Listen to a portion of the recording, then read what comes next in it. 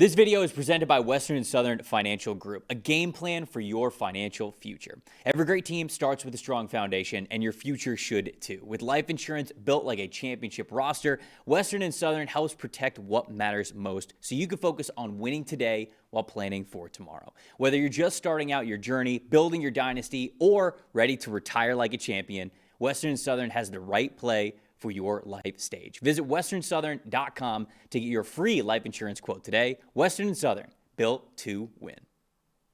So let's talk about the Buccaneers. The Buccaneers, the reason why we're in this situation is because they lost to Queen Ewers and the Miami Dolphins. Top 5 graded players that we had for the Miami Dolphins in this game, in which Miami won 20-17, by the way.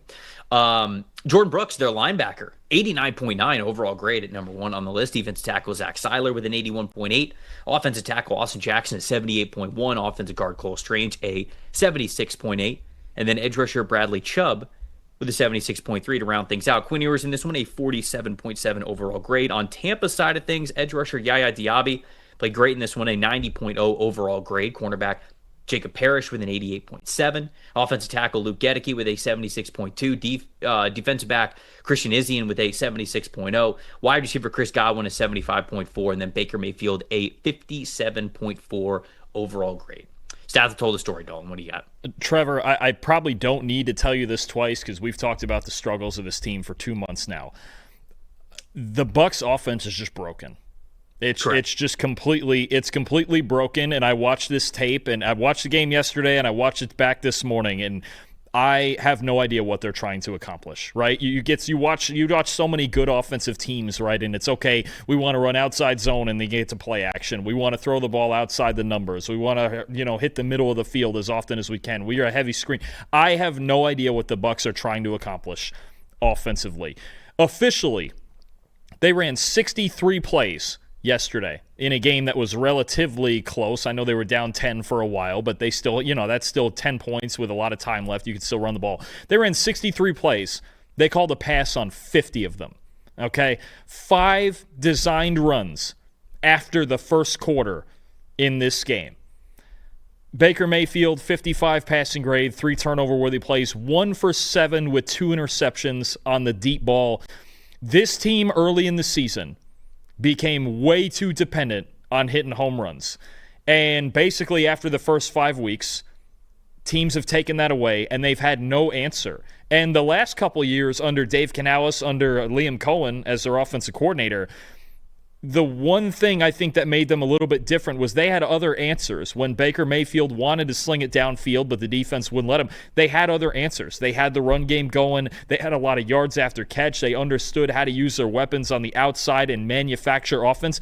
This team right now has no idea how to manufacture any offense. And it's too much like it was early in the season, too reliant on Baker Mayfield to just hit home runs down the field. And even when they're dropping back to throw the football, 1, there's no deception in this offense at all. And 2, everything takes too long. And especially when you're playing a game when you don't have your all-world left tackle Tristan Wirfs, you can't wait for all those vertical routes to get open, especially against the Dolphins using all the zone coverage and sitting back waiting for it.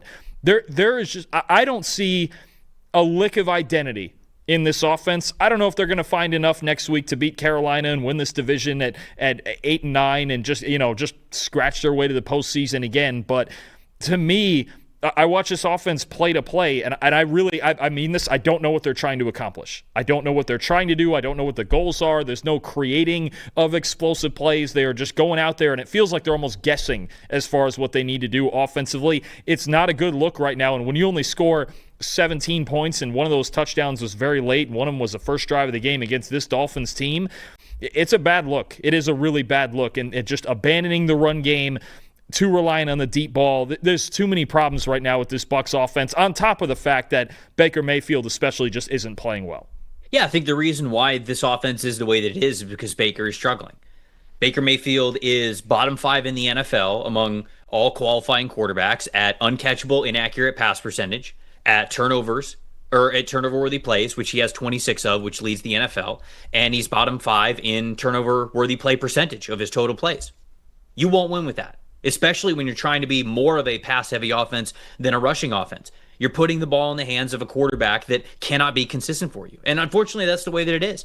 Mayfield was unbelievable through the first 6 weeks of the season, and they have been trying to recapture that magic the whole year. And I know some guys have been in and out of the lineup. We've talked about the injuries that Tampa has had, but Baker Mayfield is why they are where they are, unfortunately. I think on both sides of the coin, right? They started the year 6-2. Why? Because Mayfield was unbelievable. They're now sitting here at 7-9 and barely hanging on to playoff life. Why? Because Baker Mayfield has been one of the worst quarterbacks in the NFL for the better part of 2 months. That's just the way that it is. There's no consistency and no identity in this offense because when they try to pass the football, he's not consistent enough for them. It's not even just the big plays. I mean, he is missing from 0 to 9 yards, intermediate 10 to 19, 20 plus. I mean, he's just not good right now. And that's why it's hard to have faith in this team because they're not running the ball. And they're not even willingly running the ball. And I think that there's a little bit too. I think Bucky's still hurt, and I think that he is not 100%. He's back and he's wanting to be back because, when he was on IR, they talked about how it was tough for him, not just physically, but also mentally because he had never really been this hurt before in his life. And, not being able to go out there and play with his teammates and just have the game of football was really tough on him mentally. And so when they had the ability to get him off of IR, I think that it was good for him to be out there. And obviously, I think that he is the most talented back that they have. But I'm watching him week in and week out. He's not 100% either. Like, I'd tell you that Bucky looks like he's 70% right now. But they're trying to put him out there. So that's maybe why they're not running the football is that they know that Bucky is not even close to 100%. So they're putting the ball in Baker Mayfield's hands more because, like you said, they're sort of trying to recapture that magic that they had at the beginning of the year, and it's just not there for them. I don't know who's favored in the game on the early line for Carolina. I want to say it's Tampa by 3, I think. I would assume that it's Tampa by something close to 3 because it's at home. It's in Tampa, and Carolina played as poorly as they did against the Seattle Seahawks. But all the memes are true about the NFC South and how like somebody's got to win the NFC South. Like you're watching them just sort of crawl to the very end there, but that's kind of how it feels like with these two teams. To be honest with you, if there was a round robin tournament right now between all 4 teams in the NFC South and the winner went to the playoffs, I'd pick the Saints. Yep. They're playing the most consistently the best football among them over the last 6 or 7 weeks. Yeah, absolutely, it would be the Saints. No question. And their quarterback is playing the best. And we'll get to Tyler Shuck here in a second. But anyways, I think the turnover battle told the story in this game. 3 turnovers for the Buccaneers, no turnovers for the Miami Dolphins. Even beyond some of the coverage busts and the missed opportunities and all that, like it's the turnovers. You can't have that big of a negative turnover differential when you're as inefficient as you are on offense for the Buccaneers. Most impressive is Jordan Brooks. I felt like he was all over the place. He's been fantastic for Miami this season. And most disappointing was just the Bucs run game and just the lack of identity I feel like this offense has. Agreed. Most impressive for me, I'll give it to Bradley Chubb. The Dolphins don't get to the quarterback often, but he really made it count when he did. 4 pressures, 2 sacks, including a strip sack late in the game that really put this thing away. An 82.6 pass rush grade on the day. And look, if the Dolphins could get more of that consistent pass rush production out of their defensive line, they'd be feeling a lot better about their season. But this was a really good game for Bradley Chubb, the veteran, especially taking advantage of Tristan Wirfs not playing in this one. Everyone's got takes. Numbers have truth. And the truth is, most people are betting with emotion. Sportsbooks feed on it. TikTok rules sell it. The hype machine runs on it. That's how you lose. PFF is different. You're betting with winning data. The same data trusted by all 32 NFL teams and the sharpest minds in the game. PFF betting tools take every prop, every matchup, every angle, and run them through our custom models. Built on the best football data in the world. What comes back is your edge. Simple, sharp, and built to win. Want to go deeper? PFF puts a pro-level analytics department in your hands, giving you the same insights teams use to find every advantage. Build your game plan with matchup analysis. Project every snap, every matchup, and every edge before kickoff.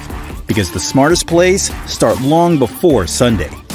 Hit rates show how a player performs against their prop and against defenses built the same way. It's the data that gives you real confidence in every pick. Next, Key Insights translates PFF data into the story behind every matchup, giving you the why that powers your bets. From coverage schemes to defensive looks, it's the context that turns raw numbers into winning decisions. When you're ready to take action, filter through every prop on the market and focus on the opportunities that matter, by game, matchup, or value. Then, shop for the best available line in your area and tap your book of choice to place the bet instantly. Everyone's got takes, but now you've got truth. Bet with data, win with PFF.